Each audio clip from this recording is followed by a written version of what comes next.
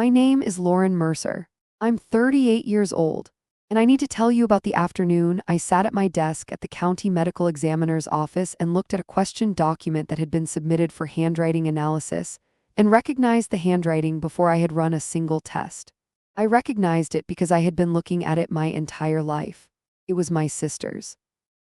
I need to start at the beginning, because the professional part of the story and the personal part of the story are so completely tangled together that you cannot understand one without the other. I became a forensic document examiner after a decade working as a general forensic analyst.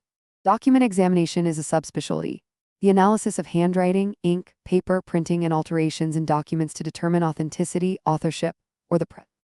It requires specific training, specific methodology, and a particular kind of disciplined attention that separates what you see from what you expect to see. The entire discipline is built on the principle that your conclusions must be supported by observable, reproducible evidence, not by intuition, not by assumption, not by what you think you already know. I was good at it. I had testified as an expert witness in 43 cases. I had published in my field. I understood better than most people the difference between recognizing something and proving it. What happened that afternoon tested every part of that distinction. The document had been submitted by an attorney named James Calloway, who was handling a disputed estate. His client, a man named Gerald Hartley, was contesting a will that had allegedly been signed by his elderly mother 2 weeks before her death. The will, if authentic, left the majority of the estate to a caregiver who had been employed by the family for the final year of Mrs. Hartley's life. Gerald believed the document was forged. Calloway's office had submitted the will, along with a comparison set of documents bearing Mrs. Hartley's authentic signature collected from bank records, correspondence, and legal documents spanning 15 years. I received the submission on a Tuesday afternoon.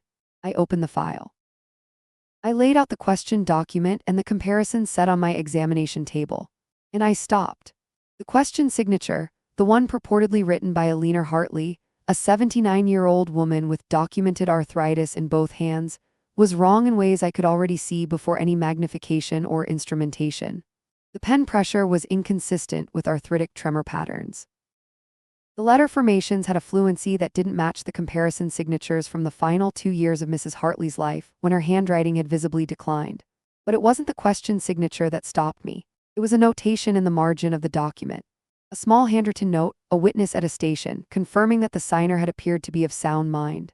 Standard language, 2 lines. I knew those letter formations. I knew the specific way the lowercase g closed, the slight leftward lean on capital letters, the particular way the F connected to the following letter in a joined script. I had grown up watching those letters form. I had read birthday cards written in that hand. I had received notes left on the refrigerator in that handwriting for 22 years. My sister Claire was 41 years old. She had worked as a private caregiver for the past 6 years, following a career change after her second divorce left her needing to rebuild from scratch.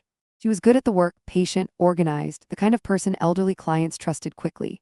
She had mentioned several months earlier a client she was particularly fond of, an older woman in declining health, a woman whose family, Claire had said, didn't visit nearly enough. I had not connected that description to a name. I had not asked for one. I stood at my examination table and looked at 2 lines of handwriting and understood, with the particular clarity of someone whose entire professional life is built around reading documents, exactly what I was looking at. I put the file down. I walked to the window of my office and stood there for a long time. What I was experiencing in that moment was something that my training had never quite prepared me for, not because the training was inadequate, but because the training assumes that the examiner is a neutral party. It assumes that the document on the table belongs to someone else's life. It assumes that the professional and the personal exist in separate compartments that do not open into each other. My sister's handwriting was on a fraudulent will. I was the examiner assigned to determine whether that will was fraudulent. I went home that evening and did not eat dinner, and did not call Claire and did not tell my husband what had happened, because I did not yet know what I was going to do about it. I want to be precise about the ethical situation I was in, because I think it is easy to describe it as a simple conflict between loyalty and duty and miss how genuinely complicated it actually was. On one side, I had an obligation to the client who had submitted the document, to the court that would ultimately receive my findings, to the integrity of a process that existed to determine truth.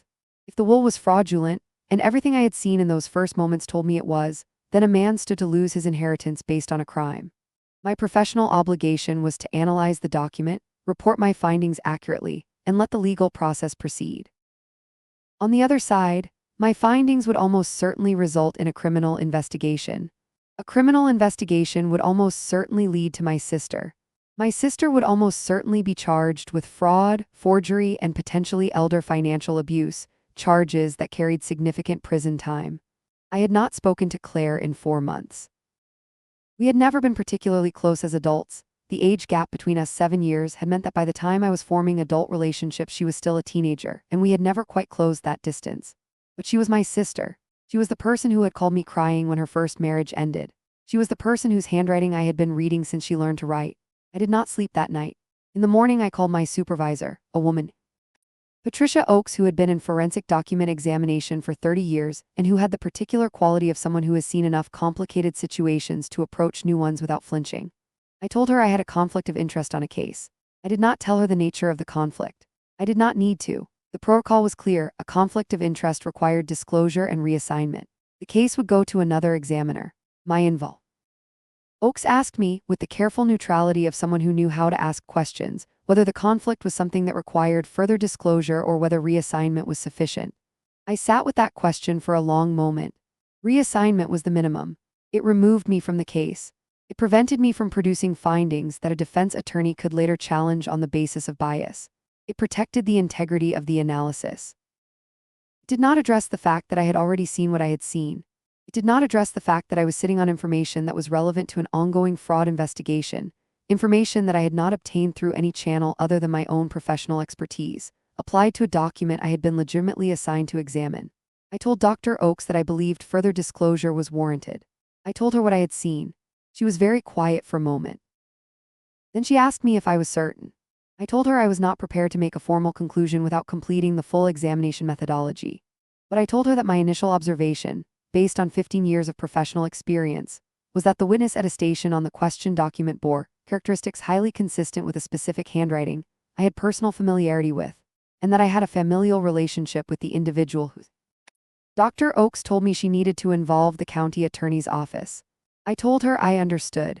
The next several weeks were the most professionally and personally difficult of my life. The case was reassigned to an examiner named Dr. William Cho, who had been in the field for 20 years and whose conclusions I trusted completely. I was recused from any involvement in the analysis. I provided a written statement describing my initial observations and the nature of my conflict, which was placed in the case file and made available to all parties. Dr. Cho completed his examination over the following 3 weeks. His findings confirmed what I had seen in those first moments at my examination table. The question signature bore multiple characteristics inconsistent with Mrs. Hartley's authentic handwriting from the comparable period. Ink used in the signature was inconsistent with the ink used elsewhere in the document, suggesting the signature had been added separately. The witness attestation, the 2 lines of handwriting that had stopped me, was identified through comparative analysis as highly probably not written by the individual listed as the witness, a woman named Carol Simmons who had signed a separate declaration stating she had not been present at any signing and had not written any attestation. Cho's report did not name my sister. His job was to analyze the document, not to identify the author of the fraudulent portions. That identification was the job of the criminal investigation that was opened the week his report was filed. I was interviewed by investigators 3 times. I answered every question honestly. I described what I had seen when I had seen it, what I had done, and why. I provided the investigators with everything I knew about Claire's employment as a caregiver, the name she had mentioned, the timeline, the details I had absorbed without realizing their significance. Claire was arrested 11 weeks after the case was reassigned. She did not call me before her arrest. She called me 2 days after, from a number I didn't recognize, and I answered because I always answer numbers I don't recognize. She was calm in a way that meant she had been crying recently and had stopped. She said she knew it had been me. I told her it had been my handwriting analysis. She said that wasn't what she meant. I said I knew. We were quiet for a moment. She asked me why I hadn't just reassigned the case and said nothing. I told her I had asked myself that question many times in the weeks between seeing the document and making the disclosure. I told her the honest answer was that I had taken an oath to my profession and to the courts I served, and that oath didn't have an exception for family. I told her that our man was going to lose his inheritance because of what she had done, and that an elderly woman's final wishes had been overridden by someone she had trusted, and that I couldn't sit on information about that and still be the person I had spent my professional life trying to be. She said she had needed the money. I told her I knew. I told her I was sorry that she had been in a position where this had seemed like a solution. She didn't say anything to that. The call ended without resolution, which is the only honest way to describe it. There was no moment of understanding or forgiveness. There was just two sisters at opposite ends of a phone line, separated by a document and a disclosure and everything that had followed. Claire was charged with forgery, fraud, and elder fine. She accepted a plea agreement that included 18 months in a minimum security facility, 5 years of probation, restitution to the Hartley estate, and a permanent bar from working in any caregiving capacity. Gerald Hartley received his inheritance. The caregiver who had been named as the primary beneficiary in the fraudulent will, a woman who turned out to have had no knowledge of the forgery, and who was as shocked by the investigation as anyone, was cleared of any involvement, and received the smaller bequest that Mrs. Hartley had legitimately designated for her in the authentic prior will. I returned to my work. I want to be honest about what that return felt like, because I think people expect a story like this to end in a kind of professional vindication. The examiner who did the right thing, restored to her desk, her integrity confirmed. It was more complicated than that. My colleagues knew what had happened. Document examination is a small field and the details of significant cases circulate. No one said anything directly. No one needed to. The knowledge that I had disclosed information leading to the arrest of my own sister was simply present in the room in a way that I had to learn to occupy without letting it define every interaction. What I found, over the months that followed, was that the work itself was unchanged. The documents on my table did not care about my personal history. The methodology did not soften or harden based on what I had been through. I looked at questioned documents and I compared them to known exemplars, and I followed the evidence where it led and I reported what I found. That constancy was, in an unexpected way, the thing that held me together. Claire was released 14 months into her sentence, having served the minimum with good behavior. She has not contacted me since her release. My mother, who is still alive and who spent the 18 months of Claire's incarceration in a state of quiet devastation that she expressed by calling me less often, has gradually resumed something closer to normal contact. She does not discuss Claire when we speak. I do not ask. I think about that Tuesday afternoon sometimes. The document on my table, the 2 lines of handwriting, the moment before I knew what I was looking at and the moment after. I think about the fact that I could have put the file down and submitted a conflict of interest recusal without saying anything about what I had seen. That is the minimum the protocol required. No one would have known what I had observed in those first moments. The case would have proceeded, Dr. Cho would have reached his conclusions, the investigation would have opened, and perhaps it would have led to Claire regardless, or perhaps it would not have. I made a different choice. I am 38 years old. I am still a forensic document examiner. I still testify as an expert witness. I still train junior examiners in the methodology of separating what you see from what you expect to see. I tell them, the document is the document. Your job is to read it honestly, regardless of what you hoped it would say. I know what that costs, I paid it. There is one more thing I want to say, something I held back from the main telling because I wasn't sure how to include it without it feeling like justification, and I don't want it to read as justification. What I did required no justification. But it requires, I think, fuller explanation than I have given it so far. In the weeks between seeing the document and making the disclosure, I did something I have never told anyone. I pulled Claire's number up on my 3 separate evenings, sitting at my kitchen table after my husband had gone to bed, phone in hand, ready to call. I wanted to give her the chance to come forward herself. I want to be honest that this impulse was not entirely professional in its motivation. Some of it was the same thing that makes people call their families before anything else when something goes wrong. The instinct toward warning, toward protection, toward the particular loyalty that has nothing to do with what someone has done and everything to do with the fact that they are yours. But I also understood, clearly enough, that calling Claire would have constituted a compromise of an active professional matter. It would have given her time to destroy evidence. It would have made me complicit in an obstruction that would have followed me through every subsequent expert testimony I ever gave. It would have been a different kind of betrayal, not of my sister, but of the 79-year-old woman whose signature had been forged onto a document after her death, and of the son who had watched his mother's final wishes overridden by someone she had trusted to care for her.